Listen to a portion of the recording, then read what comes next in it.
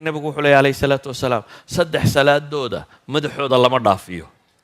rajulun ama qawman wahum lahu kaarihuun buu nabigu yidhi. nin dad jujuub iskaga haysto salaad tukiyey iyagoo aan rabin salaadiisa waa khatar. dee malaaka dowladdan iyo daddan qasabka ku haystaana ma dhaamayaan u malaynayaa dee salaad qura hal salaada kii ku haystay haddaan waxba helaynin ummadda dhan iska afduubtayna malaha ma dhaamayo. laakiin xadiidka naskiisu wuxuu sheegayaa man ama qawman wahum lahu kaarihuun, ninka dad imaam u noqda iyagoo neceb oo aan rabin.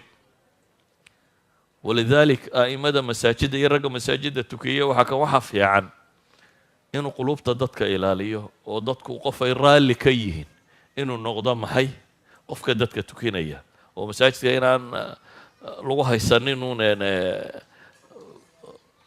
maxaa qorsakaarmee tidhaahdaa maxaa tidhahdaa inaanu iska afduubanine inay muslimku wada socdaan, qulubtu inay wada socotaaba ka muhiimsan waxa kaloo dhan. sidaa ogeed buu nebigu yidhi wamra'atan baatat wa zawjuha calayha saakhitun, gabadh hooyatay iyadoo ninkeedu u cadhaysayayana wax laga aqbali maayo. idan dumarka muslimiinta waxa saaran inay isku dayaan zawjkeeda inay raali geliso. wamra'atan casat zawjaha xataa tarjicna xadiid kale sheegayay. ka saddexaad waxa uu nebigu sheegay calayhi salaatu wassalaam, ka saddexaad waxa uu nebigu sheegay waa akhawaani mutasaarimaan, laba walaalo oo kala iska laalaada.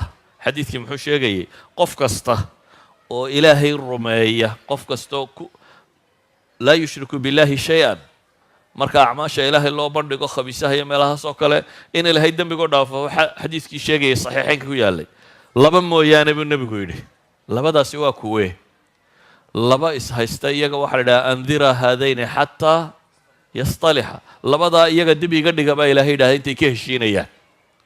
idan akhwaan mutasaarimaan, haddaynu isu wada cadhaysanno o iska laalaadno cibaadada inaga xumaanaysa.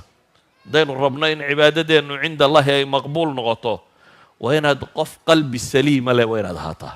qofka mu'minka ahi nebiyullaahi ibraahim muxuu ku ducaysanayey?